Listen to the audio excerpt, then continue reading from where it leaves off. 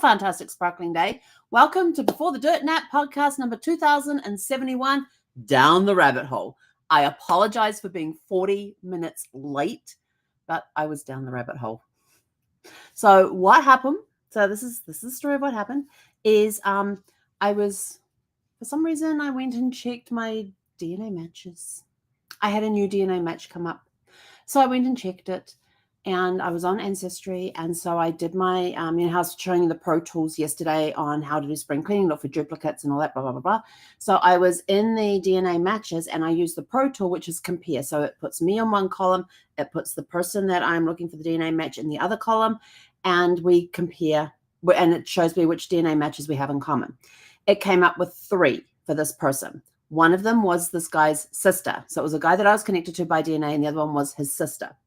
And she was the bottom one of the 3.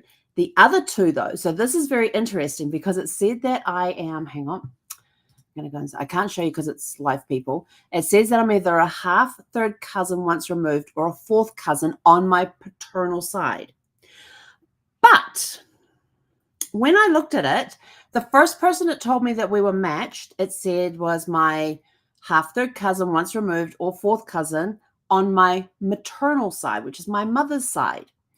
The second person in the list, it said, was my fourth cousin or half third cousin once removed, so exactly the same relationship, on my paternal side. This is the first time going through my matches that I have come across one. Oh, and then the third match was this guy's sister. So looking at the other 2, so it says that we are matched on the paternal side as half third cousin once removed or fourth cousin.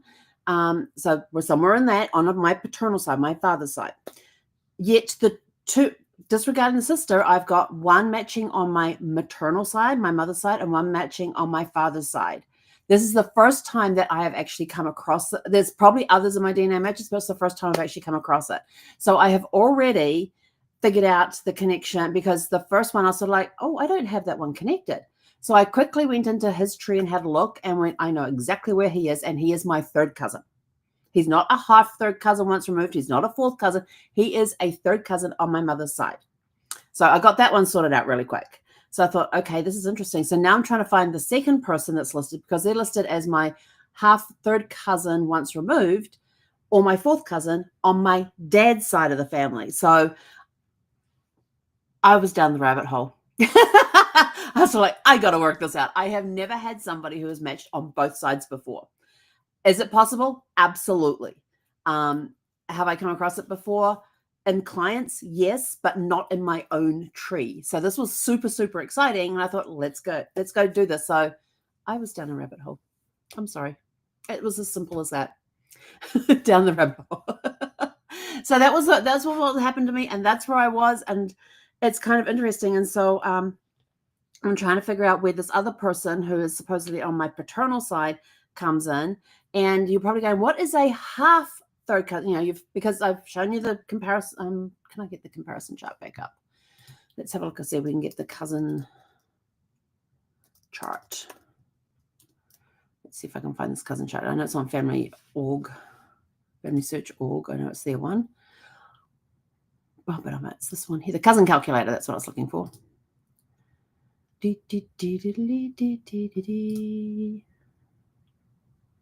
Yes. Okay. So let's share this. I can close that one off. All right. So let's go share this just to remind you how the cousin thingy works. And we want that one. And I want cousin calculator. That's the one. Okay. So here's the cousin calculator. Let me just double check that you are seeing what I'm saying. Okay. So this is the cousin calculator. And on the cousin calculator, so if this is your grandparents across the top, this is your cousin's grandparents down the side. So if they are grandparents, if it's my grandparents with your grandparents, we're first cousins. If we're great grandparents, are they our common? It's looking for your common grandparent.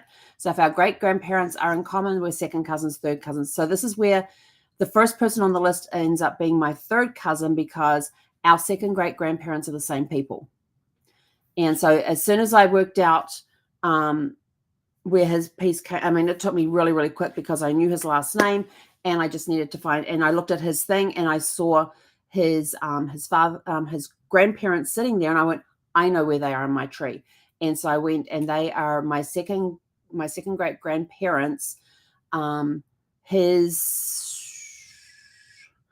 my second great grandparents had a son, and that is this other guy's great grandparents, which is on the same level as their daughter's line. So we just matched the lines. So we got second great grandparents in common. Now a half cousin comes in. So I have two great grandparents. So my second great grandparents, my second great grandmother, my second great grandfather are married. They had children, and that's where we come in. I come off their daughter's line, they come off their son's line. So that is a whole cousin. The half cousin comes in when taking the same second great grandparents, where my second great grandfather passed away and my second great grandmother got remarried, and her children, anybody off that line there, becomes my half cousin, because I only have one great grandparent in common. So my second great grandmother, any children that she had that went on and had children on their lines, we're only half, because we only have my second great grandmother in common, not her husband, because she had two different husbands. I'm matched on the first husband. I am not genetically connected with the second husband, only with my second great grandmother. And so that's where the half comes in. So the half means that we have only one great grandparent and one grandparent somewhere along the line in common. So that's how the half comes in. So this was interesting that for the one that's on my mother's side of the family, they put down that, and this is where Anne said, you got to be careful with what Ancestry predicts, because it predicted it was my half third cousin once removed, which means I go back to my second great grandmother, they come back to my second great grandmother, but there's a generation between us. And so that's where the half comes in. Or they're fourth cousins. They're actually third cousins. Whole third cousins, no halves. We have the same second great grandparents. So I got that one sorted out. Now I'm trying to dig and find out where the other person comes in, again, with the same thing of being a half third cousin once removed, or being a fourth cousin on my father's side of the family. So that's what we're searching for right now, when I kind of lost track of time and went down a rabbit hole. But it's kind of exciting, because I have never had I have not noticed before a DNA match that comes up where I've got people on both sides of my family. So that's going to be very interesting when I get them into my tree, when I find out where they fit into my tree, loading them into my tree, and then doing the tree DNA matching thing. But on the, because you can put what the relationship is. So you click on edit relationship in the DNA match, click edit relationship, and then you put, is it on the paternal side, the maternal side, or both? I have never checked both on mine before. So that's going to be really cool when I get to do that. And then it's going to ask which cousin it is. Now, I'm not sure what happens if you've got them on both. Actually, it's what my relationship is to them. But what if on one side of the family they're one thing, and on one side of the family it's going to be interesting to see what Ancestry says, because when you match up with somebody on Ancestry's tree, if you are the home person on your family tree on Ancestry, when you click on a person, let's go over there and do this right now so you guys can see how this works. Put into that tree there. Let's go up so we're not showing any living people. I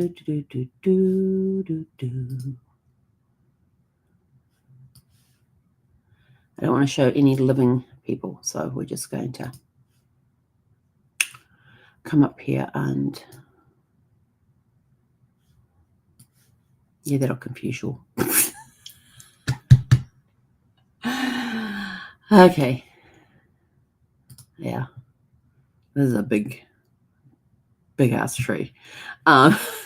So let me share this one here. Share screen. That's right. I got to do that. This thing here and go to this one. Yes, this one. Okay. So here's a small part of my tree. If you look down here, you can see that this is a small part of my tree. This is only one branch of my tree. So if I click here on John Scantlebury and go to his profile, right here it says he's my third great-grandfather. And it only goes to the home person. They used to have, Ancestry years ago used to have a relationship calculator where you could go, I want to know what the relationship is between this person on the tree and this person, and it would then tell you. They did away with that, and they only show the relationship to the home person. So if you are not the home person, this is not going to work for you. But if you, like when I'm working my client's tree, my client is the home person. And so I can tell them exactly, you know, this is your third great-grandfather, your fourth, your fifth, your sixth, whatever. I can tell them that sort of information there. So this one here shows it right here that he is my third great-grandfather. So that's how I can see things. And if I went down here, over here, let's see, and go to, this is my second great-grandmother here. So if I go to Catherine Alfreda, it shows that she is my second great-grand aunt. And let's click on one of her kids. And it shows that that child is, that her child is my first cousin 3 times removed. So it goes back. So when you go, hang on, there's a viewing tree thingy here. Where is it? Viewing tree. So this is Amelia here. This is my second great-grandmother here. Actually, I can expand this a little bit, make it clear. This is my second great-grandmother here, but our common grandparent is John and Caroline up here. These are my common grandparents to Amy Lillian Smith. This is our common grandparent here. So this is her grandparent. This is my third great-grandfather. So that's how you get the first cousin 3 times removed, because they would be first cousins with Melinda Caroline Emily Bullen, who is my great-grandmother. And if you have a look, this even puts them, see, they're on the same line. So they're on the same line. They're in the same generation. So these two are first cousins, and then I am 3 generations below Melinda. And that's how you get third cousins, first cousins 3 times removed, because we go back to our great-grandparent here. Okay, so hopefully that's clear as mud. Crystal clear. If you have any questions about it, please send me a private message. Happy to help you out. And basically, that's all I have for you tonight. So I'm going to go and walk Zeffie, who very patiently sat here for a little bit. And that's what made me realize what the time was, because she wanted to go for a walk. And I was like, oh, let me do a quick live, and then we'll go for a walk. So if you have any comments, please go to our YouTube channel, which is youtube.com/Helen Brahms, and leave your comments on the videos there, because they are going to remove this video in 30 days off Facebook. And I'm still, having to figure out how to do the other one. So, in fact, I have figured out the way to do it. I just got to go get it all set up and everything, and figure out how not to put duplicates into YouTube. So I have to get it to do it so that it's not putting duplicates in there. And I'm not sure if this, I've got a program that will do that. I just don't know if it puts duplicates across. So if you do want to comment on this, please make sure you do it on the YouTube channel at youtube.com/Helen Brahms. And that would be greatly appreciated, because in 30 days, the video is going to disappear off Facebook along with all the comments. And if you want to attend our encore presentation of the Lead Generation Workshop, which was absolutely amazing yesterday, unfortunately, our Zoom room reached its max, so we had to turn people away. So we're doing an encore performance tomorrow evening, which is Thursday at 4 p.m. It goes from 4 p.m. to 6 p.m. We finished just before 6 p.m. last night, which enabled me to get on to YouTube around the time I'm supposed to. On YouTube, on the live around the time. So I'm going to be on around 6 o'clock, depending on when the Lead Generation Workshop ends. Tons of information. I mean, these are my notes from yesterday, just on the ideas. This one, I counted 27 ideas. I probably misnumbered them, because I know there's some in here that's got like 2 or 3 ideas that went off that one idea. But they say 13. Yeah, there was way more than 13. Different ideas on generating leads for your business. So scan the QR code here. It will take you to the registration page, and you get to attend free, and you'll get an email with all the links and everything in it on how to join us tomorrow evening at 4 p.m. Pacific time. So hope to see you there, and because it's going to be an awesome presentation. If anything was last night, if last night was any indication, and somebody said to me, "Oh, will this be the same information?" And I'm like sitting there thinking, kind of, sort of.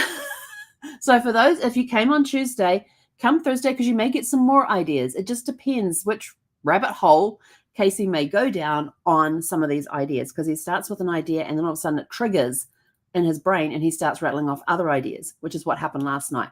Will it be exactly the same? Close to it, I think. But it depends on the audience and the people that are there and the question. And the first hour is giving you a ton of ideas on how to generate leads. And not every idea is going to work for every person, but here is my thing. Come with an open mind. If you see plenty of pen and paper to write down the ideas, as you write them down, think and if it's an idea you really like, think about how can I make that work for my business? Not, oh, that's a really cool idea, but it's not going to work. No, flip it all around. How can I make it work for my business? And your subconscious will go into gear, kick into gear to give you ideas on ways you can make it work for your business. Then the next second hour of it is Q&A. So you get to ask questions. Casey will answer them and that sort of thing as well. Will it work for this business? Well, the ideas he gives you will work for a multitude of businesses. I don't think there's anything on there that wouldn't work for. There's at least one idea that will work for any business. Not. I don't mean just, like the third thing he gives might work for every business. No, I don't mean it that way. I mean, every business will find at least one idea on that list that will work for them. There you go. I got it. I finally got it. I got it. Yes. So every business will find at least one, every type of business will find at least one idea on there that will work for them and click for them. My recommendation is to sit there, write everything down, highlight ones that you really like. And you don't have to do all of them. Just find the ones that you like and then ask yourself, how can I make that work for my business? Okay, with that, we are out of here. So go scan the code. Join us tomorrow night between 4 and 6 p.m. Pacific time for awesome ideas, and I will be there. So come join us. It's going to be a lot of fun. It really is a lot of fun. I mean, yes.